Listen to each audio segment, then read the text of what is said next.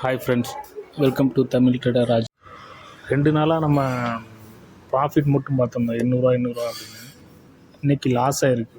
அது ஏன் லாஸ் ஆனிச்சு, என்ன மிஸ்டேக் பண்ணேன் அப்படிங்கிறதான் அந்த வீடியோவில் பார்க்க போகிறோம். நான் பண்ண பெரிய மிஸ்டேக் மார்னிங் 9:15 எடுத்ததுமே லாட் வாங்கினது. அதுவும் தப்பான லாட்டை வாங்கிட்டேன். புட் சைடு வாங்குறது கால் சைடு வாங்கிட்டேன். 2வது தப்பு, கால் சைடு வாங்கிட்டோமே, சரி இது ஒரு 3 பாயிண்டாவது ஏறு, எப்படியும் அது வரைக்கும் வெயிட் பண்ணணும்னு நினச்சி அப் ட்ரெண்டு சப்போர்ட் ரெசிஸ்டன்ஸ்லாம் மார்க் பண்ணாமல் வெயிட் பண்ணது பெரிய தப்பு. அதுக்கப்புறம் திரும்பவும் லாஸோட பர்சன்டேஜ், ஒரு நாளைக்கு 800 நான் ப்ராஃபிட் எடுக்க அப்படின்னா 300 கீழே லாஸ் போகக்கூடாது அப்படின்னு. ஆனால் 300 நான் பார்க்கும்போது 500 அந்த ரேஞ்சுக்கு வந்தனால சரி அந்த 300 வரணுன்ட்டு நான் வெயிட் பண்ணேன், ட்ரெண்டு திரும்பவும் அப்படின்னு. ஆனால் அதுவும் இல்லை, பெரிய லாஸ் ஆகிடுச்சு. 800 கிட்ட லாஸே வந்துடுச்சு.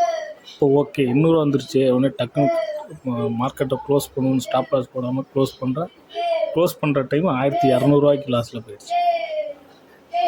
இப்படி ஒரு ட்ராஜடியோட இன்றைக்கி ட்ரேட் பண்ண வேண்டாம், இவ்வளோ பெரிய லாஸ் ஆகிடுச்சு, 2 நாள் ஆகும் ரெக்கவர் பண்ணுறதுக்கு அப்படின்னு நான் ஸ்டாக் க்ளோஸ் பண்ணிட்டேன் கம்ப்ளீட்டாக. அதை வீடியோவை போட்டிருக்கேன், பாருங்கள்.